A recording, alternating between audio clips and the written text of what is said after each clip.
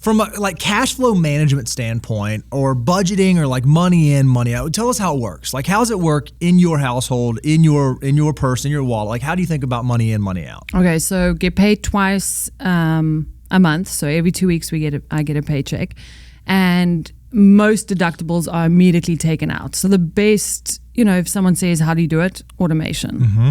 Get all of that taken care of.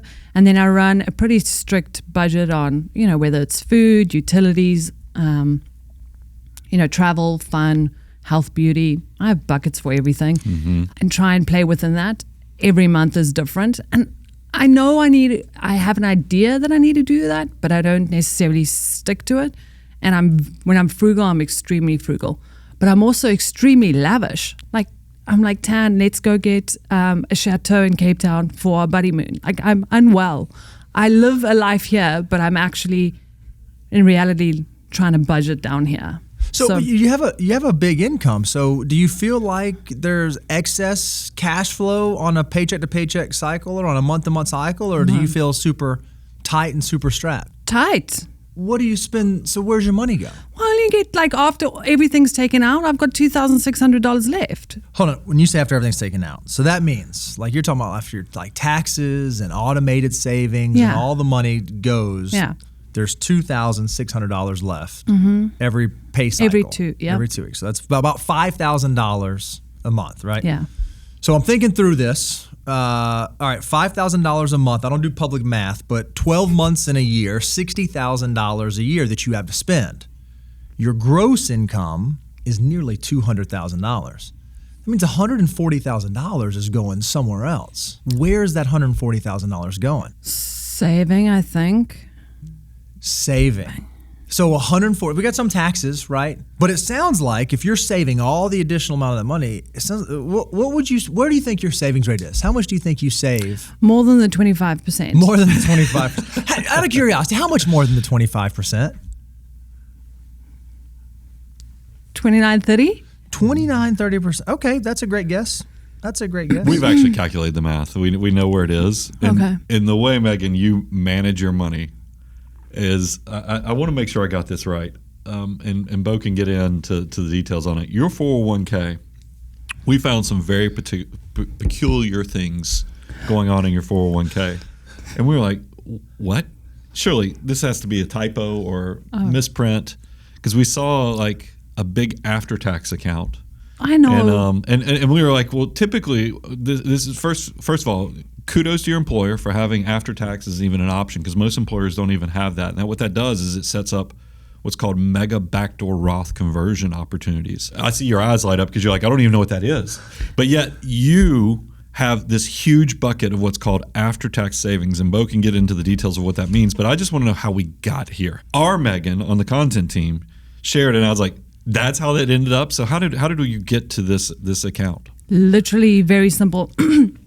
I knew I had to save, and there's little on our platform that we've got. It's got little bars. You can go 1%. They gamified your saving by putting these savings bars. And then I had to save for a down payment on a house. So then I brought that all the way back down. I was like, oh, this thing's growing so slowly, and I'm competitive. Then after I got a little down payment on the house, I'm like, whoop. So you just slid the bar all the way over. And then just left it. As high as you could put it. As high as I could put it. I have nothing. I had to save. I had to do it. No one's going to do it for me. Let me make sure I fill in the gaps because we'll have people watch this. So essentially you are overloading your 401k where you're filling up the bucket for what the government kind of allows in pre-tax or Roth accounts. Mm-hmm. And then the spillover is just automatically filling up this after-tax account. But we're missing out, and we'll talk about the strategy of what you need to do with that. But what I don't love is that I wanted to ask you, happiness-wise, do you feel like you're enjoying your 30s right now? When you came in, you talked about Miami. Like, it was kind of wild, it was fun. And then when you were, did you say a yachty? Mm-hmm. That I could see your eyes light up on that. Mm-hmm. I can tell you love your job, because even the way you were talking about the cows and the background.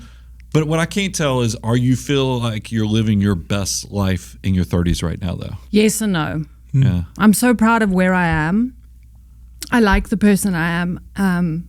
There's so much more room and growth. No. Yeah. It's hard. Yeah, and I don't feel I feel fulfilled. the That's tears why- coming again because Yeah. you feel the pressure you're putting on yourself. There's so much pressure. Yeah, I just need to survive. I made a promise to myself. I was never going to ask mom and dad for anything. No one's going to help you. We're adults. I came on my own.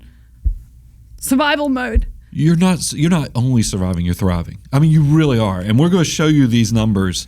I mean, and Bo, I hope it's okay if I just share this. You just told us you think you're saving 29%, 30%. We backed into it. Megan, you were saving like 60+% right now. I mean, Which is great, but but you're putting pressure on yourself that you don't have to. It puts me in despair to know that you have I see so much potential. And we're going to show you how this thing's going to explode and all the things. And you're focusing on all the things you're getting busy, what we call getting busy doing nothing. And the fact that, and look, I've been there myself. I think all of us type A personalities, we feel like, hey, if I'm trying to conquer something, the more I do, the better I will be. But that's not the case. You're actually doing a lot of activities that are generating zero benefit for you. They're just stressing you out, creating anxiety, making you feel like you're not living your best life. We've got to streamline so that you actually know what you're doing with your money, because right now you just feel like you're that duck. And I'll even throw in another analogy you hear all the time is that, if you tried to eat an elephant all at once, you would overwhelm yourself. Whereas you just take little parts of your life one bite at a time and you can process. Maybe I should have said cow because it's much more appropriate to eat a cow. But if you as one person tried to tackle eating a cow all at once, you'd be overwhelmed by the process. But if you just thought about, no, I'm going to have a steak tonight, I'm going to do this, and you actually know the 3 to 5 measurable goals, your life will be changed, elevated, and I think you'll have that exhale that we talked about briefly at the beginning too. Well, one of the reasons why we talk about saving 25% of your gross income is we want to give people the freedom to be able to spend. And so a lot of times people have to budget and begin tracking so that they can find how to get to that 25%.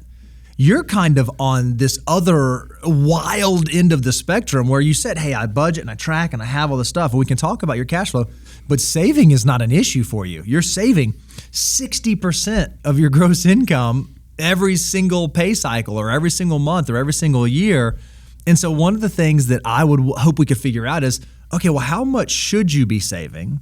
And does adjusting that now give you some freedom to get to live the life that you want to live, not just in the future, building for the future, but also today? Can I begin to do the things today that I actually want to do? Because is $2,600 net every pay period enough for you to do all the things you want to do? Or does it actually feel tight? It feels tight. I would like a little bit of leeway there. I need a comfort blanket, and I just put a number on it. And I'm like, once I get there, then I can breathe, and then I can figure out. I've got so many goals, and that's why I have to save for them. Sure. But I'm not doing it in the right way. Yeah, you bring yourself to tears. Literally bringing yourself That's to hard tears. work. I know, but you don't have to make it so hard because it's not sustainable. If it brings you to tears, it is not sustainable. You are putting yourself under such obligations. You'll eventually break.